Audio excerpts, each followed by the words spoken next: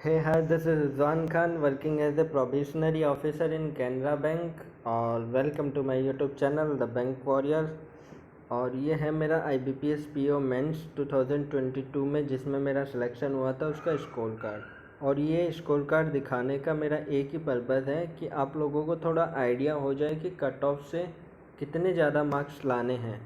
जैसे आप देख सकते हो कि कट ऑफ गई थी 2022 में 71.25, ये जनरल की है, और मेरे आए थे 92.50, यानी कि मेरे कट ऑफ से 21.25 मार्क्स ज़्यादा आए थे। और अगर हिसाब लगाएं तो मेरे फाइनल इंटरव्यू में अगर मेरे 60 और 65 मार्क्स के बीच में आते तो मेरा फाइनल सिलेक्शन हो जाता। हालांकि मेरे आए 80 थे तो आराम से मुझे तीसरे नंबर का जो प्रेफरेंस बैंक मैंने चूज़ किया था वो मिल गया था। मिलने को दूसरे नंबर का मिल जाता, क्योंकि दूसरे नंबर का मैंने बैंक ऑफ बड़ौदा किया था पर उसमें नील वैकेंसी आई थी, तो मुझे तीसरे नंबर का कैनरा बैंक था वो मिला था। तो ये स्टार्टिंग से था कि जब मैं मॉक देता था तब भी मुझे यही आइडिया था कि कम से कम 100 मार्क्स लाने हैं मुझे, क्योंकि 2021 में और 20 में आप कट ऑफ देखोगे तो 80 81 इसके अराउंड रही थी। तो 20 मार्क्स ज़्यादा लाने के लिए कम से कम 100 मार्क्स लाने ज़रूरी थे। पर 2022 में कट ऑफ पेपर इतना डिफ़िकल्ट आया था क्वांट का।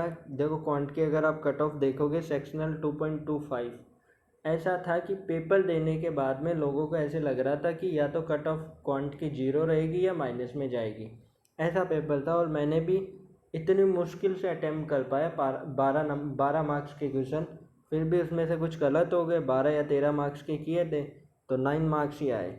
पर ये क्या था कि मैं जब मॉक देता था मैंने एक तो गलती ये नहीं की कि प्री के बाद में मैंने हर दिन मेंस का मॉक दिया, हर दिन। तो मुझे आइडिया हो गया था, पेपर देख के मुझे लेवल का थोड़ा आइडिया हो जाता था कि हाँ ये पेपर एग्ज़ाम मॉक या एग्ज़ाम देने के टाइम मुझे देखते ही थोड़ा आइडिया हो जाता था कि ये पेपर हार्ड है या इजी है। तो उस हिसाब से मुझे ये डर नहीं लगता था कि जैसे मैंने मेंस का एग्ज़ाम देने गया उस दिन मुझे देखते ही थोड़ा आइडिया हो गया था कि हाँ क्वांट का पेपर डिफ़िकल्ट है, इसमें 20 मार्क्स नहीं आ पाएंगे अपने, या 15 मार्क्स, जितना 10 से ऊपर भी ले जाऊँ तो वो भी बढ़िया है। और यही हुआ था।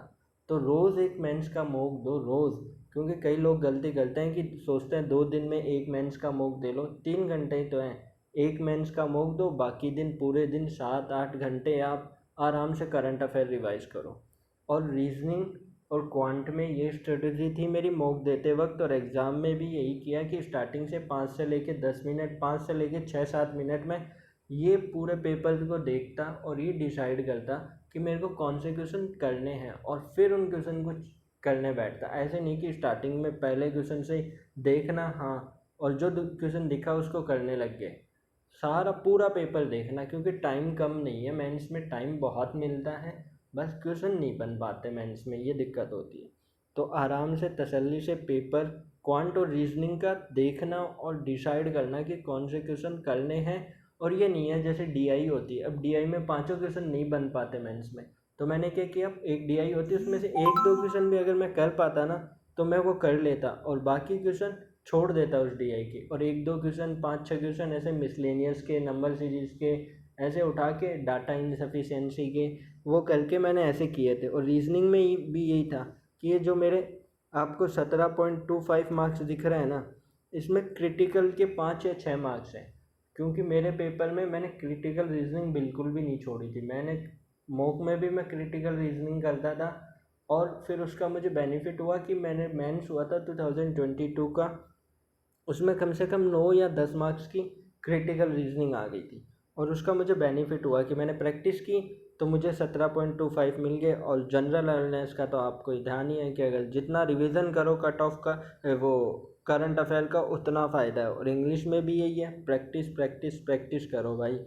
और डिस्क्रिप्टिव के लिए आपको एक सेपरेटली वीडियो बना रखा है मैंने कि गाइडली का मॉक दो, 35 मॉक है उसमें, है ना, 200 रुपये में। उसमें से अगर आपने 20 22 भी दे दिए, मैंने भी इतने दिए थे, 21 या 22 मॉक दिए थे, तो उनमें प्रैक्टिस हो जाएगी एकदम। एग्ज़ाम वाला फॉर्मेट है ये। जो इंग्लिश, जनरल अवेयरनेस और डिस्क्रिप्टिव, ये सबसे स्कोरिंग सब्जेक्ट होते हैं मेंस में। तो कोशिश करो कि इनमें आप जीए में भी 20 मार्क्स से अबव ला सकते हो। आप देखोगे मेरे भी 21 मार्क्स आए थे, तो पॉसिबल है जीए में भी लाना।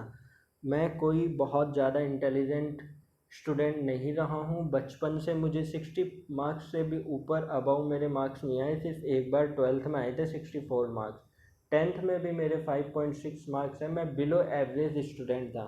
फिर भी देख लो आप, मेरा मेंस में IBPS PO क्लियर कर चुका हूँ, तो आपका भी हो सकता है। बस प्रैक्टिस करो, मॉक दो, जितने दिन बचे हैं हर दिन मॉक दो। एनालाइज करने की कोई ज़रूरत नहीं है क्योंकि इतना टाइम नहीं है, ये प्री के मॉक एनालाइज करते हैं। मेंस में हर क्वेश्चन नहीं बनता, फालतू में दिमाग ख़राब होगा एनालाइज करने के चक्कर में। 3 दिन एक मॉक लेके बैठे रहोगे। और जनरल अवेयरनेस को रिवाइज करो जितना कर सको, और डिस्क्रिप्टिव को सीरियसली ले लो। 5-10 जितने भी दिन बचे हैं उनमें रोज़ 1 या 2 डिस्क्रिप्टिव के दो। आराम से सिंपल सिंपल वॉकैब यूज़ करो और छोटे छोटे सेंटेंस बनाओ, और वर्ड लिमिट पूरी रखो। 3 चीज़ ध्यान रखो डिस्क्रिप्टिव में, सिंपल सिंपल वॉकैब, स्पेलिंग मिस्टेक ना करो, ना ग्रामर के एरर करो, और वर्ड लिमिट है वो पूरी करो। Thank you, all the best.